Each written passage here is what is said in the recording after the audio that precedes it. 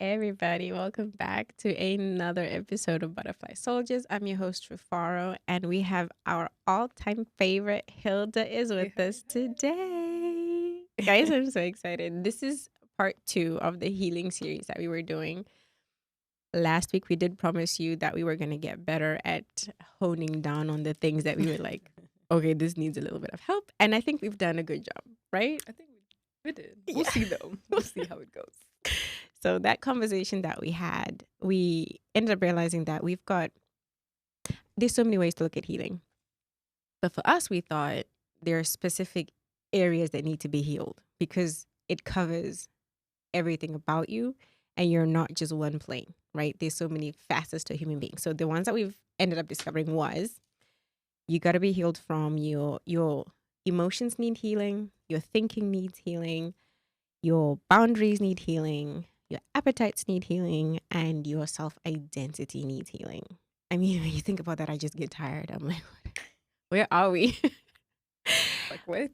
But today we're going to be talking about boundaries. This one has a lot going for it and a lot in it, but we're going to be ready. We're just going to dive right in. And as always, I'm going to just toss my girl into the deep end and throw some things at her. And I know she never sinks. This girl always swims. I know you guys are going to enjoy Girl, today. Swimming? I don't know. Always swimming, girl. Drowning. All right. So when we're going to get into it, we're going to do, obviously, our first question is going to be, what are boundaries and why do we need them? Mm-hmm. Boundaries. Okay. So I actually found like a screenshot online on what boundaries are. Okay. So for me, like I related to this. It said emotional or mental boundaries protect your right to have your own feelings and thoughts, to not have your feelings criticized or invalidated, and not have to take care of other people's feelings. That's a good one. That's a good one. And I was like, you know what? This actually explains boundaries better for me. Mm-hmm. Because when people are like, what are boundaries? It's like crickets. I know my boundaries. I know that I need to be more vocal about them. Because I've grown up in this. I actually have never had boundaries. I don't think so. And I feel like the way that I've had to do boundaries was, you know how like when I was a child, because of certain things that I went through and I wasn't able to communicate it. And I just used to be like a yes, ma'am, no, ma'am, yes, ma'am. Even if I didn't want to do something, but because of growing up in my household and as an African, you have to respect your elders. What they tell you to do is what you do. Right. Even if everything in you is saying no. And I like the way that you say that, because when I thought about boundaries, I realized that the only way that I could think about boundaries was in response to something having happened, right? So the mental picture that I had was like a house that's been decimated, a bomb or whatever. There's nothing left. It's just rubble. And when you want to now rebuild this thing, you're going to start with the boundary lines, right? So that you know that this space is my space, and then this space is Hilda's space, and then this space is, so-and-so space.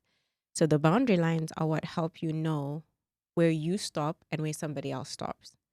And where it's up to you to build and where it's up to somebody else to build. Because I can't come and building in your house. That's not my job.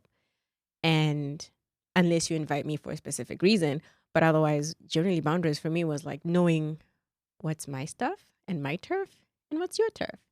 And that's how I can also tell when somebody's in my space that's not supposed to be there. So I like the fact that you're talking about the fact we come from all of these things. How do you even know where to start to rebuild after a life happenstance? You've been through something, you've been through a breakup, you've done all these things.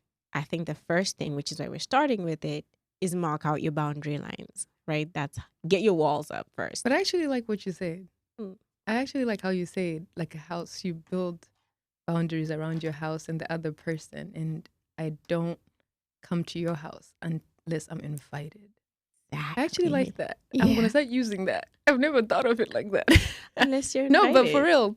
And then, but before I finish that, as I was explaining the whole boundary situation, when I was younger, I started to realize that the way that I was creating boundaries was by because I could not express myself if I didn't want to do something, I would do it. But then if someone else would come and ask me to, if like to the older people in the house, I had to do what I had to do. And then if somebody else who's like, we're still like, let's say cousins or whatever, and then they ask me to do something. But because, we're raised, you have to respect your elders if they ask you to do something. But with them, I started to realize that I would respond with an attitude, or I would do it, but I would have an attitude. And I started to realize that's how I was, in a sense, it's like I was creating a boundary, but the boundary was coming with attitude, or I would respond to you in a rude way because I couldn't really say no. Right. But I felt like I wanted to say no. But it's couldn't. like I couldn't say no, but I didn't want to do it. Like even when I would do it, I would be mad, or I would have an attitude towards it. But it was just like, I didn't know how to express it. And because of that, now that I'm older, unfortunately I can't mention my age, but I'm learning boundaries at this big age and realizing that, oh my God, I've also like overstepped other people's boundaries, but it's because I was never taught how to set boundaries. And also because I never did set boundaries. I allowed people to do a lot because, when you've grown up always having to do what other people ask you to do, and the only way you were invalidated was by doing something. You only got praised by doing something. Yes. So now, because of that, mentally, psychologically, as you get older, you don't realize that that's when we're talking about the whole people pleasing and stuff like that. And now it gets to a point because you're only validated by doing something. Even when it comes to friendships, you feel like the only way that your worth is seen is by doing something. Right. And then some people will see that and they start taking advantage of that. And then they start overstepping your boundaries. But then because you never set them, they end up taking advantage of you. And I think because if you've never set them, right, so you don't know about boundaries, you also don't know that you're going to be overstepping into somebody else's responsibility because we're never taught to say no. So what happens is somebody will keep giving you things to do for them, for their betterment, for their ease, for their comfort, that they should be actually doing in their life. But because I'm never taught to say no, and I don't even recognize that this is a boundary, that's like, I love you and I'm always going to be here for you, but this is yours. This is something for you to handle. We just never taught. If you said no in your household, who are you saying no to? That actually reminds me of a conversation I had with another friend of mine, and we were talking about black tax. And he was saying that he struggles with saying no matter what is asked of him. And he'll have the guilt because we were taught that you're not supposed to say no. So he has the guilt aspect that says, well, I should be doing this. I should be giving the money. I should be doing all of this kind of things. And yet inside he's building resentment, that boundaries issue where you can't turn around and say to a family, guys, this is how much I can afford to be sending every month. And this is my line. And if you don't, boundaries again, messed up.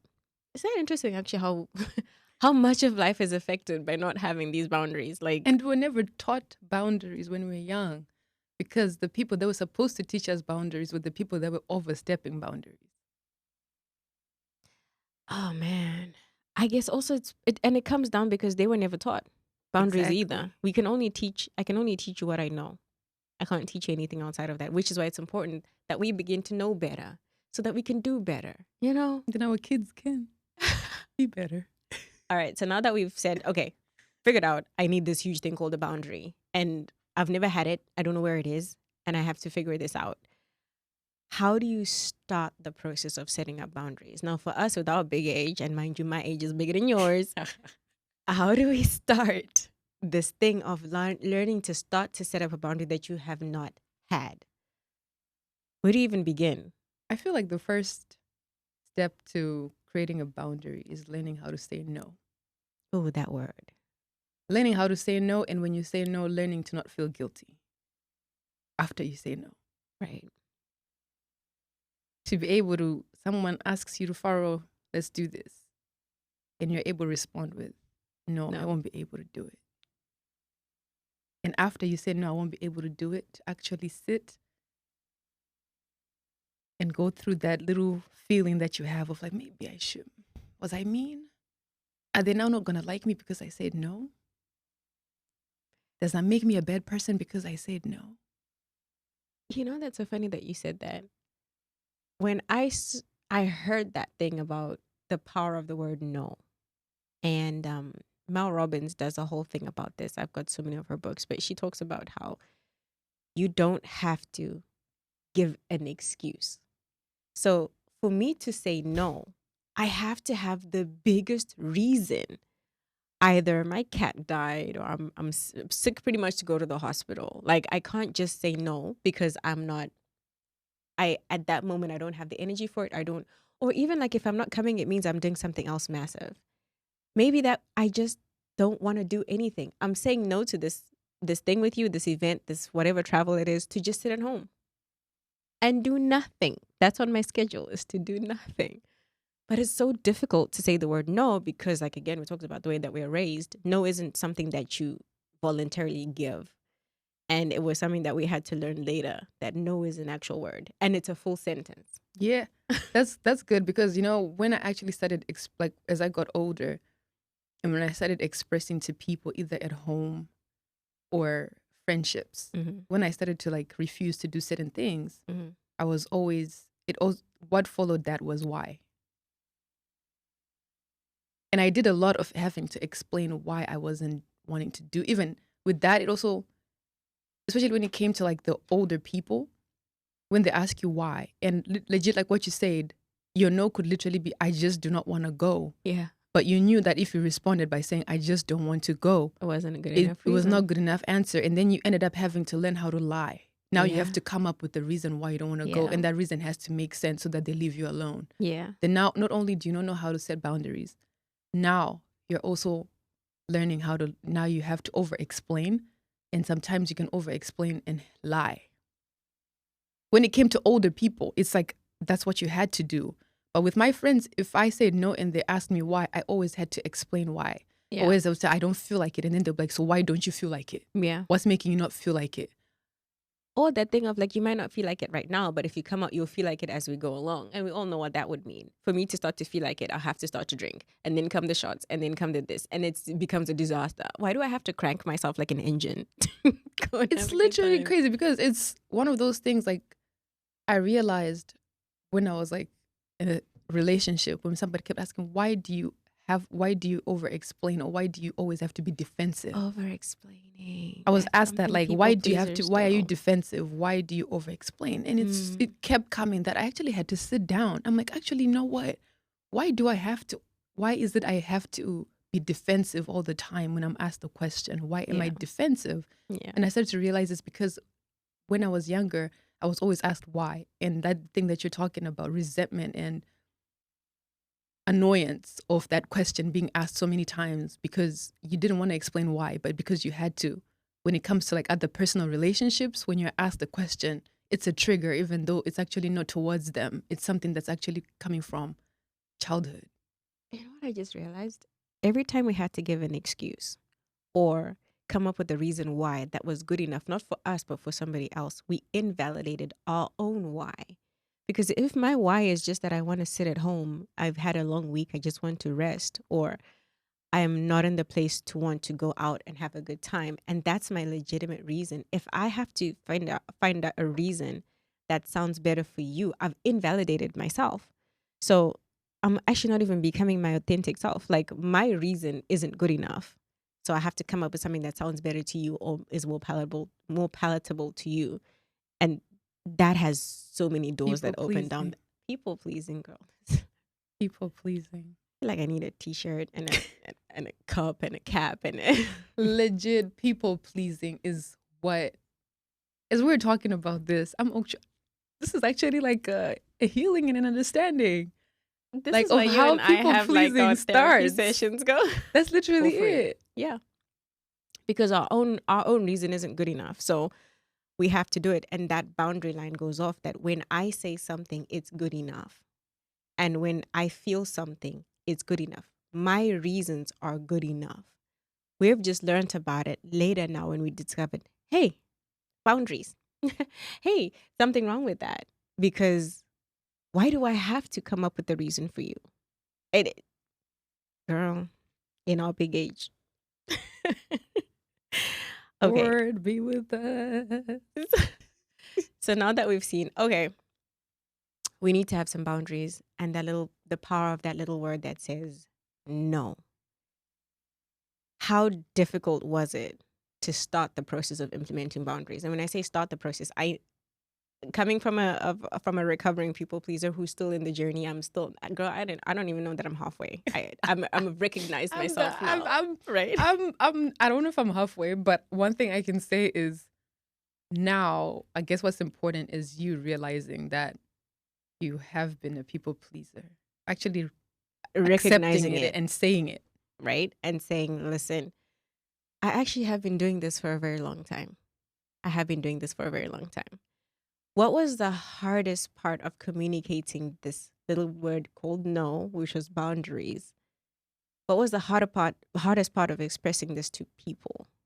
Like when you start. So, for example, when I started saying a simple thing like if I didn't want to go somewhere, I wouldn't fold myself into pretzels anymore. And I would just say, I don't want to go. And the hardest part for me was learning to stand in my truth when I get that question, why? And I gotta tell you, girl, I fell many times. Like I gave into the pressure a lot of times. Sort of like, oh no, it's gonna be just fine. That's why I said that example. It's like, it'll be fine. I know you don't feel like it right now, but once we get out and you get a couple of drinks and you feel better.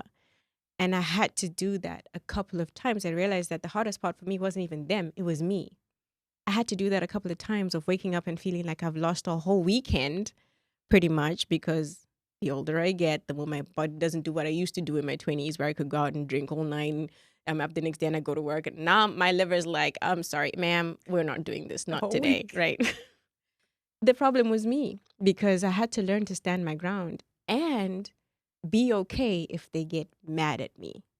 Because no people please don't want somebody to be mad at them. Like I would rather give up my left pinky toe. Okay, I'm gonna get my pinky, but you know what I mean. Yeah.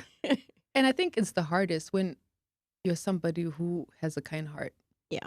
You're already a genuinely, you besides people pleasing, you legit like your heart, you like to help. Yeah. That's who you are. So you're someone who likes to help and then you're a people pleaser. Recipe for disaster. I feel like if that was a cocktail, it would taste so good because we keep doing it. But the aftermath, you know, when you have those cocktails with cheap liquor, it's lit. Tastes good, but you don't want to keep doing that. That is actually true because if you are a genuine nice person and you're also a people pleaser, that is a recipe for disaster. Which means you're not obligated to say yes all the time. There are times when you're going to have to say no.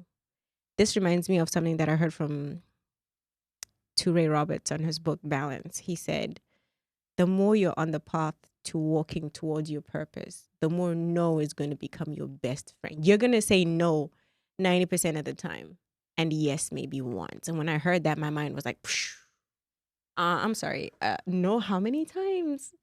And he said, you're going to say no more often. That made me realize that for the boundaries to start to set up, to know that, listen, I'm not very good at this whole directional thing, but when we were plotting the boundaries back home on the farm, that sounds so terrible, but it's legit. Back home on the farm, I know, country girl, we'd had to do a boundary line from, southwest, this to this, to this. What gives you that guideline is knowing your purpose. That's going to help you know where my lines are, right? So if I know that in this particular season, God's trying to prepare me for my purpose, and I'm going to brag on my girl a little bit. This girl has got 15 things on her plate. She's sitting here looking like she just woke up like this, but she has a lot going on, right? So she's actually doing her master's right now. And she'll know that I'm being prepared for something else. Her boundary line is she can't be turning up on Thursday and Friday and Saturday. So here we go, boundary line is coming up. What's the turn up?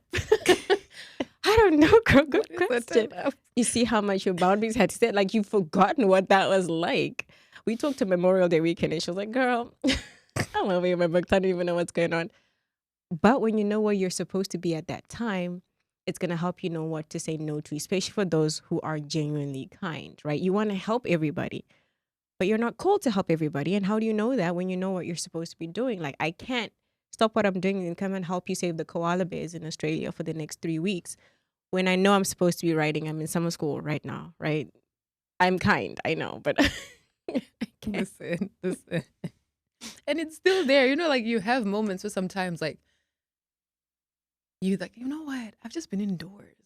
I'm gonna go outside. Maybe I do need to go outside. And then when you go outside, then it's like, oh, I thought I was gonna be back by 4 so that I could continue my homework and studying. But oop, here I am walking in the house at 1 a.m. There you are. And there'll be many of those moments where you want to cancel your own boundary lines. Because let's be honest, discipline is hard. And boundaries take discipline. Nobody wants to be at home, okay, studying. Or like I said, I'm going to be bragging on my girl today. A full-time regular job. And then she clocks off. She got to grab something to eat because she's so busy she forgets to eat. And then instead of saying, let me sit down on the couch and watch something, she's like, I got to open up this thing to study. And she's studying for something else. This girl has got so many things going on. That takes discipline. Maybe that's why we don't really, boundaries is harder because when you start to realize the discipline it takes, nobody likes that kind of pain. But we all like summer bodies, but we don't want to sweat in the gym. But that's what you got to do to get there, right? And also, like, that's another thing too. Boundaries, like in this situation, like when you know your season, and you know your season right now is I have to work on myself. There are certain things I need to accomplish. Yeah. But if you're someone who also likes to be outside, like you cannot be indoors for a long time. You cannot be quiet, like just you and silence. Especially like if you live by yourself, right? Girl. And struggle is real. Nobody wants to really be sitting in the house with their own thoughts. Mm-hmm. So because of that, sometimes you end up having to go outside your boundaries because you're not comfortable by being by yourself. But then that's when you have to ask yourself too, why? Why are you not comfortable sitting by yourself? Because nobody likes to sit with the thoughts that come when I don't have a distraction. You know, if I don't have a distraction, I don't want to sit there and think about, oh man, I really messed that thing up when I did that last time. I don't want to sit there and think about, you know what, that thing really hurt me, but it was my fault because I saw 1700 stop signs, don't go, turn around, go back, and I ignored it. So though I might try to cry victim, I really have a part to play. Nobody likes to sit with that. And those are the thoughts that come up when we're not distracted and we're quiet. So we use anything to stop us. But unfortunately, that quiet is necessary when you need to set up those boundaries and you need to settle into the season. You have to go through the quiet because those very things you're running from are the very things that are stopping you from getting to where you're supposed to be and being okay with being separated for a season. Because if you crave distraction over your goals and what you've said over it, you're never going to do what you're doing right now. You're going to writing that masters and doing the things that you're doing and sitting for the things that you're trying to get through and done this year. You're always going to be stuck perpetually at this level over here because you're too scared of walking through the forest. You know that scripture that says, yea, that walk through the shadow of that scripture. You know, today I'm so tongue-tied. I walk through the valley of the shadow of death. I always feel like that scripture, I mean, it's not in the Bible, but in my version of the Bible, you're walking towards something so important that you have to actually go through this thing. I mean, why wouldn't you go around it? But if this is the only thing, it means whatever's on the other side is that important. So if you're not willing to set down all those things that you do as distractions, to even hear your voice, to hear the inner you that tells you you need to set up these boundaries, you won't even hear that voice if you don't go quiet. And if you don't shut down the rest of the noises and let yourself sit with yourself and discover where I am and where I need to go and why I'm not going there. And it's going to be painful. Boundaries are painful, but you need it. I'm still learning. Girl, I don't know how many times I've fallen off that bandwagon. I've had moments where people like literally guilt trip me. Then I'm like, God, and then by me not so doing hard, this, is it also me disobeying you, God? Because you did say that we are, if we can help, we should help. So am I also like, girl, can I tell you, when you're looking for any reason to not be where you are because it's uncomfortable, you can make anything sound like a legitimate excuse. You can take anything and make it sound like I could be at home and just be like looking at a day of recording and having to do some things on my business and all of this. And I really don't want to do it because it's difficult. I could hear the mailman because my apartment is right across from here. I could hear the mailman and I'm literally like, God, that was you telling me that I need to get out. Like, because I just don't want to do this thing so badly. I've had those moments though. I was sitting in my house. I'm like, maybe I need to call someone. Let's just talk. Let's But hang you know, out. this season, one thing that has been hilarious is when I know I need to do something, but everything in me is like, looking for another distraction. I will Distractions. call everyone. And God is very funny because no one will answer that call. No one. No one. Next, please. Your angels out there going like, yeah, keep trying, girl, because You need to nobody go in. pick it You up. need to do what you need to do. I just hate to say that, but I know boundaries. You know what? I think there was another question. Yes. When you figured out, okay, now we're having to set up these boundaries, right? We're doing this whole process. What is the difference between a healthy boundary and an unhealthy wall? Because everybody says it, you're so guarded. You've got walls up. You've got walls up. You've got walls up. Therapy sessions, everything like that. Because you and I are trying to figure this thing out, right? But there is a difference between having a healthy boundary and an unhealthy wall. Maybe if we, I don't know, talk about the differences, or how can you tell that this thing that I'm setting up is actually a healthy boundary and this thing that I'm setting up is an unhealthy wall. This is not something that's going to be good for me. It's actually something that's not going to be good for me. Let's see if if I found anything that explained that. Sorry. Take your time, girl. We're here. We're chatting. Actually, I think while you do that, maybe I might put something in here. The number of if we think about the boundary line around your house analogy, a healthy boundary lets people in and out on permission granted.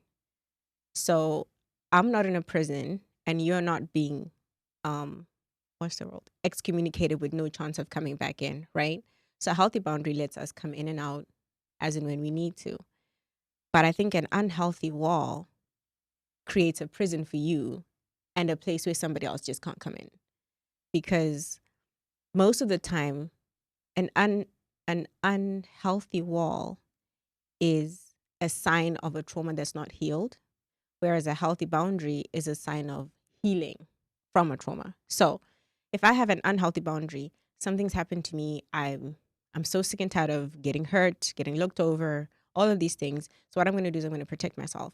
And to protect myself, I put up this thing where you can't get to me ever again. But sadly, that means that I can't get to you either.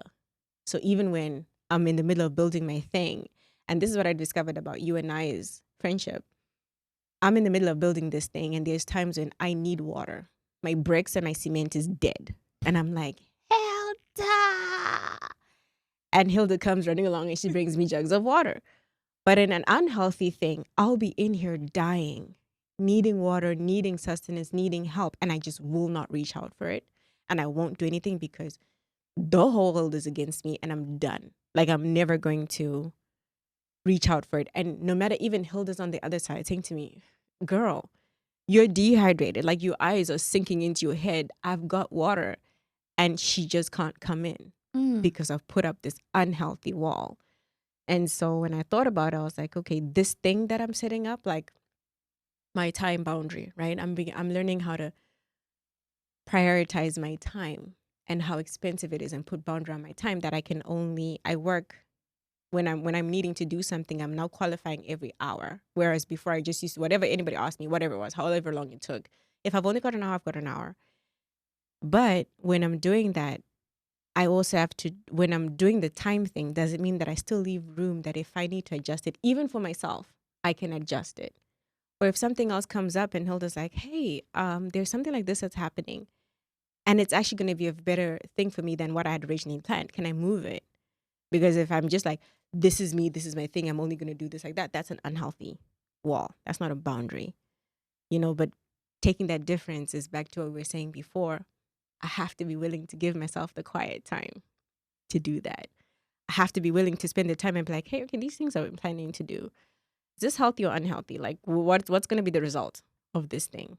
But if I'm always out here trying to turn up and distract myself and vegetate and watch Netflix all day so I don't have to think or be on social media all day, we're never going to discover this. And I just like that, the whole unhealthy boundaries, because now as you're talking about it, I feel like unhealthy boundaries are also, like what you said, they're created out of trauma. And sometimes unhealthy boundaries is when also people end up like, it doesn't come with just like a, when it's healthy, you're able to communicate it. You're able to be like, hey, when it comes to this, no. Because, if it's somebody that you're really close with, you're able to also tell them the reason why I'm setting a boundary on this is because this is what it makes me feel. Yeah. And I would like you to respect that. Mm-hmm. An unhealthy boundary is when somebody just lashes out. And like what you're saying, like how you gave that whole example of, I can see that you're dehydrated and I have water to help you, but you've closed me out and you're lashing out. And some people get to that point where told you I need water. Yeah. And then some people get to that point where like they start, and they're setting boundaries because they don't know how to set them. And they haven't healed from certain things that probably they are triggered because of something that they haven't healed. So now the way that they set boundaries is by saying hurtful stuff to you. Yeah. Because that's what they feel like will make you back off. Mm-hmm. So that's like an unhealthy boundary because now you're hurting the people that actually want to help you. Yeah.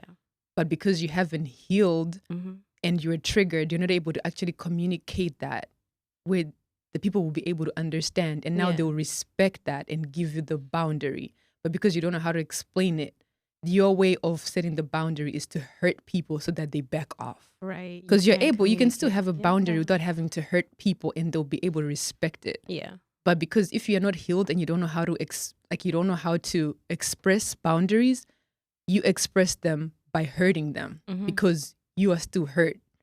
And sometimes it's not even the person, like you're hurt and you're hurting the person that is not even why you're hurt. It's something that you haven't healed. Right. And they just look like a shadow of that thing. Yeah, because maybe they said a simple thing. Yeah. And to them, they're confused. Like, why are you so mad? How did me saying this end up you talking up like having low blows? It's almost like me saying to you, when you just said, I've got water, let me give it to you, that'll turn into me basically telling you that you've got no right to even look at me. And why are you trying to gauge my health? And why are you going to give me like water? Me. And it's because, and then you're like, where are we going? I just said I got water for you, girl. And then now I said, Rufara, I got water. And you're talking about, this is why you have water. Why can't you use that water to help yourself? You need the water more than I need. You're like, wait, what? I'm trying to help you. And now you're sitting there like, wait. Girl. How you're so confused. And then now what you've done, because you're unhealed and you're trying to set a boundary, but you're setting your boundary in a healthy way, you've now hurt somebody else. And now the person walks away and now they are also like, they might actually start questioning themselves. And instead of next time reaching out to somebody that they actually can tell needs water, they're like, well, maybe it's me. Maybe I'm overstepping, or maybe I should mind my business. But you're doing that out of response to somebody who was already in an unhealed state. And that sets off a whole domino effect of unhealing that keeps going and keeps going. And we pass this thing around like worse than the corona, girl. And guys, there's nothing that's confusing and hurtful than to care for people that have unhealthy boundaries. Say that again for the people in the back. I don't think they heard you. Like, there's nothing that is painful to care for someone that has unhealthy boundaries. Girl. And they don't know how, and they continue. You understand them. You give them grace. Like, I get it. But girl, it just literally just hit me. The reason why it hit me is I realized that our last question is something, and when I share mine, it's going to be in response to what you just said. Can you share a scenario where you had to set up a boundary, why it was necessary, and how it went? We're in your business. I'm trying to think. I think for me, I'll have to say a boundary that I've created, and it took a minute, Mm-hmm. was me shutting myself off from everybody Yeah. when it comes to having to be school, Yeah. work, Mm-hmm. self reflection, self healing, Mm-hmm.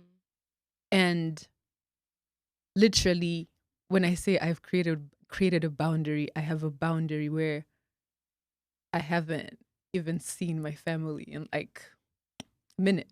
And if I do see them, like what you're saying, I only have this amount of time Mm-hmm. that I'm open. And after I've reached my time, it's time for me to go. Yeah. And I know that one has taken a lot for my own family to adjust to it. Yeah. Yeah. But for my friends to adjust to it, it took a minute. I've lost some friends because of the boundaries that I've had to set. Mm-hmm.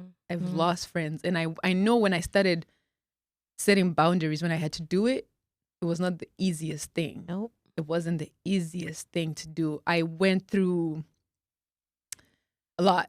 I went through anxiety. I went through a lot of tears, Self-doubt, I bet. major self doubt, Mm-hmm. because I had to change a lot. A lot was changed. I did a 360 with my life to set boundaries. And that wasn't easy. Yeah. And which means it's still not easy. It's still not easy because I know that's when I also understand who my true friends are. Mm-hmm.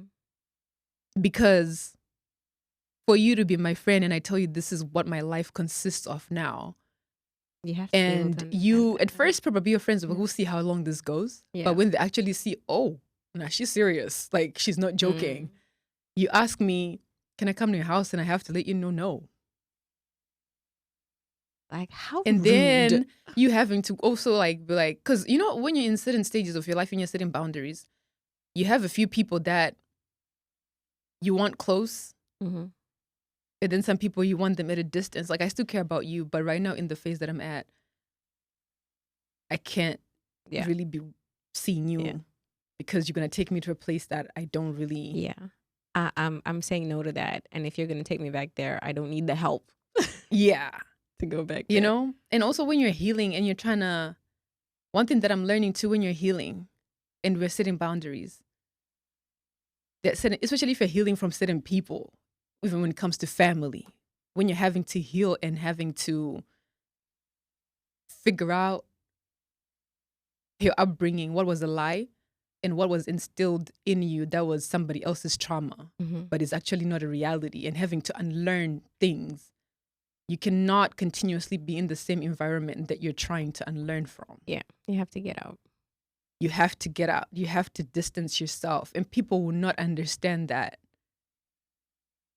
And you have to be Yeah. okay with people not understanding you. You have to Yeah. be you have to be okay with being the weird one. You have to be okay with people calling you weird, calling you don't care, And being misunderstood. and being misunderstood. But one thing that I think what is now I'm comfortable to sit here is because the only difference between now and back then is back then I was misunderstood and I never used to fit in, but I was forcing myself to fit in. Yeah. So I wasn't okay. I've been misunderstood regardless. But the only difference was back then I was misunderstood. I was always the weird one, but I was trying. I think actually back then you were misunderstood by yourself. Now you're being misunderstood by other people because now you Yeah, understand I think you. back then it was both misunderstood by me and them at Oh, this God. point. They didn't understand me too. This is something for me to know that the boundaries things is always ongoing because your seasons are always changing. And in this particular season, you've got work, you've got school, you've got another thing level up. That'll be for you to reveal when you want to reveal it.